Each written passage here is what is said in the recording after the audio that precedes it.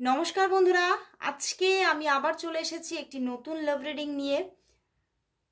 প্রতিদিনের মতো আজকেও কিন্তু দেখবো যে তোমার ভালোবাসার মানুষের তোমার জন্য আজ কারেন্ট ফিলিংস কি আছে, সেই মানুষটি তোমাকে নিয়ে আজ কি ফিল করছে, তার মনের মধ্যে কি চলছে, কতটা মিস করছে তোমাকে।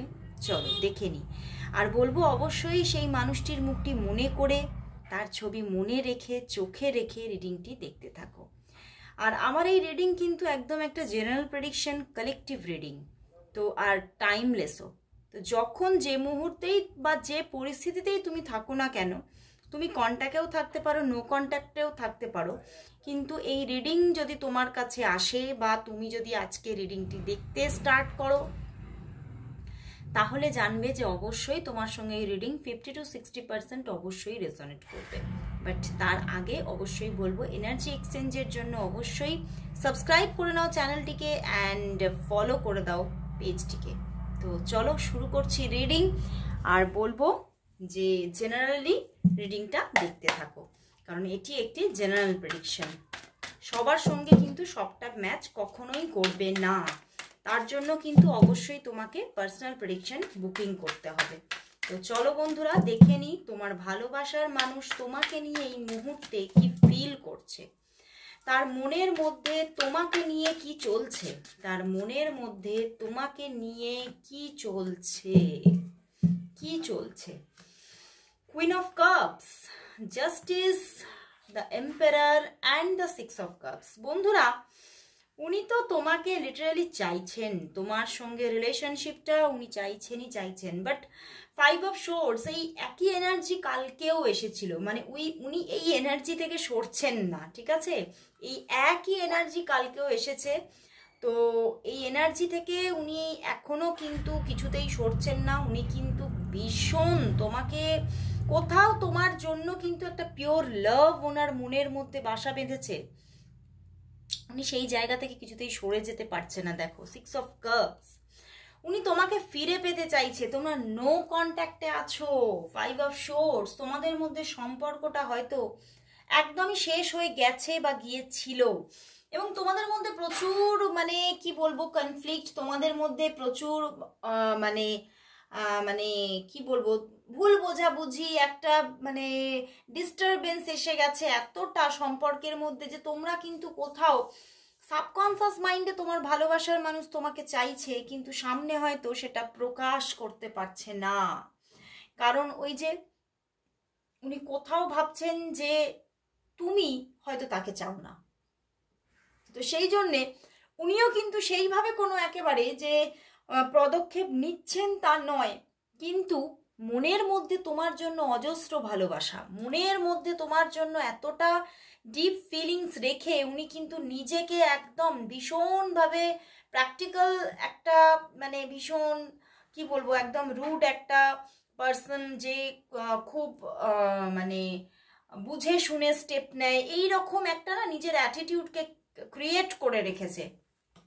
তো সেখান থেকে তুমিও হয়তো অনেকটা পাজলড হচ্ছ, তুমি ভাবছো যে তার মনের মধ্যে হয়তো তোমার জন্য কোনো লাভই নেই, কিন্তু না বন্ধুরা, ওনার মনের মধ্যে তোমার জন্য ভালোবাসা আছে, উনি কিন্তু তোমার সঙ্গে সম্পর্কটা চাইছে। বাট এখানে একটা সমস্যা দেখাচ্ছে, যে সম্পর্কটা হয়তো এখানে তোমাদের জন্য কোনো এক হচ্ছে একটা কোনো এক্সট্রা রিলেশনশিপ, আইদার তোমার জীবনে বা তার জীবনে অন্য কেউ আছে, তো সেই জন্যই সম্পর্কটা কিন্তু গড়ে উঠছে না।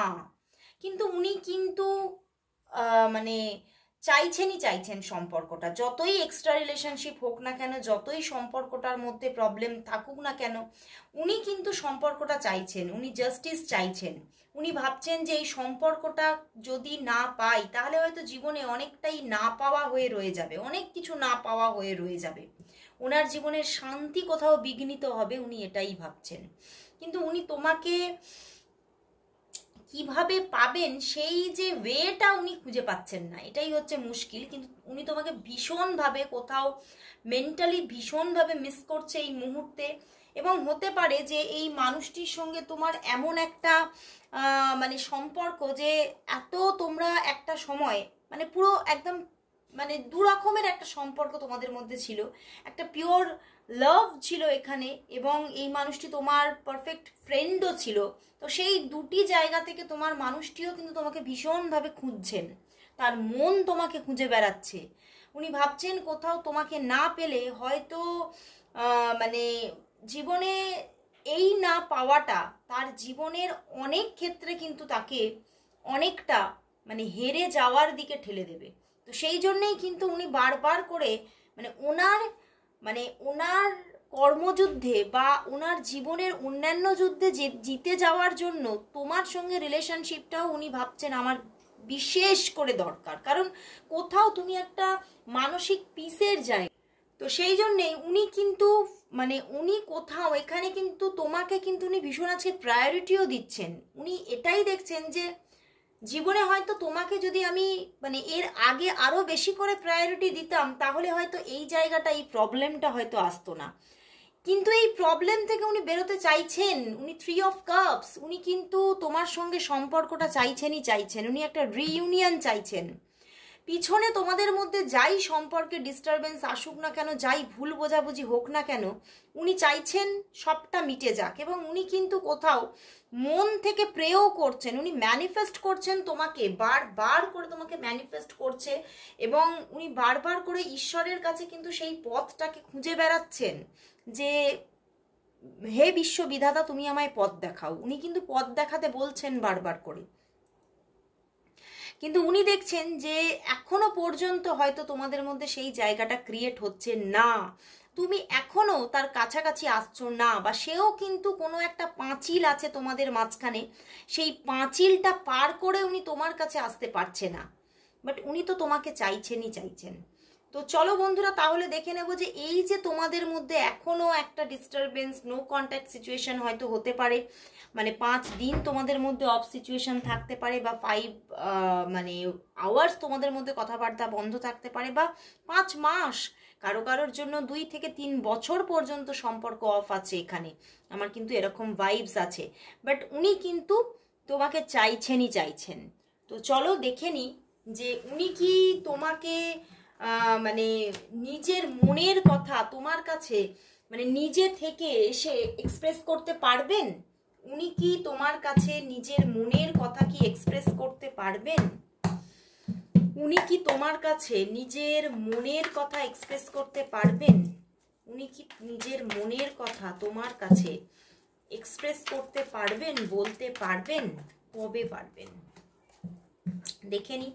7 of cups and page of swords, একদম 2 অফ ওয়ান্ডস। এখানে কিন্তু উনি পারবেন, অবশ্যই উনি এক্সপ্রেস করবেন, অবশ্যই উনি জানাবেন তোমাকে ওনার মনের মধ্যে কি চলছে। বাট এখানে হতে পারে ওনার দিকে তোমার দিকে দুদিকেই এখানে কিন্তু থার্ড পার্টি আছে, তো সেই জন্যেই উনি কোথাও কিন্তু আটকে যাচ্ছেন। বাট উনি জানাবেন তোমাকে, কারণ উনি কোথাও ভিতরে মানে শেষ হয়ে যাচ্ছেন। উনি ভাবছেন এই স্ট্রেসটা যদি আমার ভিতরে থাকতেই থাকে, তাহলে এই দমবন্ধ করা পরিস্থিতি যদি চলতেই থাকে, তাহলে কিন্তু আমি হয়তো আর ঘুরে দাঁড়াতে পারবো না। আমার মানসিক দিক কিন্তু ভীষণভাবে এফেক্টেড হচ্ছে, এবং সেই জায়গা থেকে আমি কিন্তু ভেঙে পড়ছি। উনি কিন্তু ভীষণভাবে ভেঙে পড়ছেন, এবং তোমার সঙ্গে এই ডিস্টেন্সটা উনি কিন্তু মেনে নিতে পারছেন না, কোনোভাবেই মেনে নিতে পারছেন না। দেখো পিছনেই 5 অফ কাপস, তোমাদের মধ্যে সম্পর্কটার মধ্যে ভাঙন এসেছে, বা হতে পারে বেশ কয়েকদিন হলো পজ হয়ে আছো তোমরা, সেটাকে উনি ভাঙন বলে ভেবে নিচ্ছেন। তো সেখান থেকে উনি কিন্তু বেরোতে চাইছেন, এবং তোমাকে উনি নিজের মনের কথা কিন্তু জানাবেন, এক্সপ্রেস করবেন উনি কি ভাবছেন তোমার জন্য, এখনো তার মনের মধ্যে যে ফিলিংসগুলো এখনো সজীব, সেটা উনি কিন্তু তোমাকে জানাবে। তবে হতে পারে এখানে 4 থেকে 7 দিন পর্যন্ত লেগে যেতে পারে এই এক্সপ্রেস মানে জায়গায় আসতে। বাট উনি কিন্তু স্টিল তোমাকে উনি যোগাযোগ করবেন, কথা কিন্তু উনি বলবেন, কারণ না হলে কিন্তু ওনার একটা দমবন্ধ করা পরিস্থিতি চলছে। তো চলো বন্ধুরা, তাহলে দেখে নি সত্যিই কি তোমাদের মধ্যে রিলেশনশিপটা রিইউনিয়ন হবে, না কোন দিকে যেতে চলেছে রিলেশনশিপটা। সত্যিই কি তোমাদের মধ্যে, তোমার আর তোমার ভালোবাসার মানুষের মধ্যে সত্যিই কি রিইউনিয়ন হবে? তোমার আর তোমার ভালোবাসার মানুষের মধ্যে সত্যিই কি রিইউনিয়ন হবে? তোমার আর তোমার ভালোবাসার মানুষের মধ্যে সত্যিই কি রিইউনিয়ন হবে, নাকি কিছুই হবে না। দেখে নি রিইউনিয়ন কি হবে?